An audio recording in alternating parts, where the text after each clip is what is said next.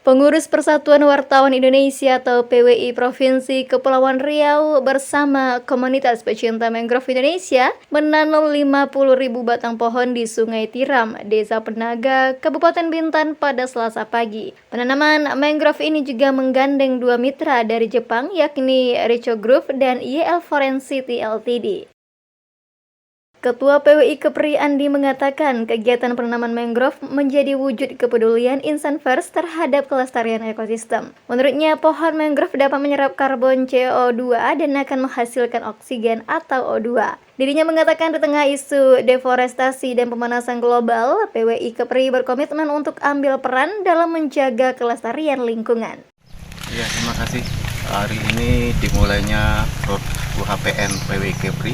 Tanggal 6 hari ini kita memulai penanaman mangrove di Sungai Tiram. Hari ini juga kita menanam 50 bibit mangrove yang akan ditanam di lahan seluas 4 hektar. Setelah hari ini itu juga banyak kegiatan-kegiatan yang akan dilakukan.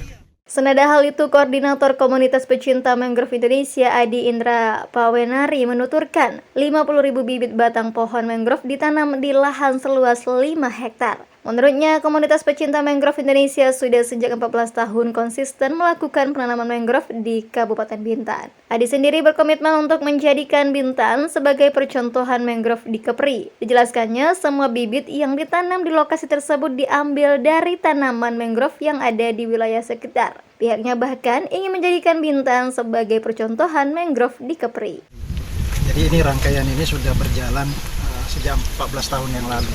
Jadi kami mulai melakukan penanaman tahun 2010. Seperti yang kita lihat yang besar-besar itu umurnya sudah 14 tahun.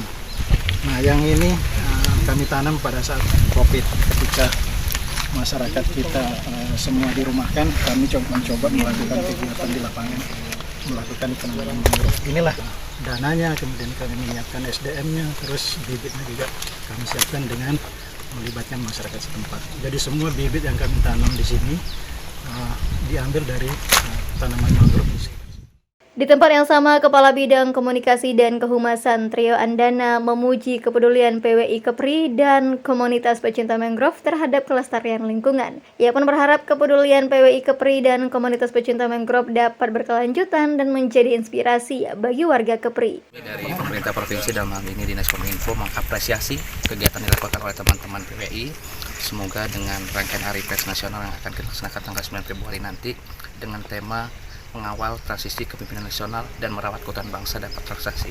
Harapan kami insan pers dapat lebih inspiratif dan aditif dalam menjawab tantangan di era digital. Terima kasih. Sementara itu, sejumlah perusahaan asal Jepang yang diwakili YL Forensity Ltd dan Ricoh Group mendukung aksi penanaman mangrove Persatuan Wartawan Indonesia Kepri di Sungai Tiram. Juru bicara Ricoh Group, Mai Takahasui, mengatakan sejak tahun 2020 pihaknya memberikan dukungan kepada para pencinta mangrove Indonesia untuk melakukan kegiatan penanaman mangrove di lokasi itu. Saya mewakili dari perusahaan Jepang namanya Ricoh dan Ricoh Jepang sendiri sejak tahun 2020 membantu untuk menanam mangrove di area ini.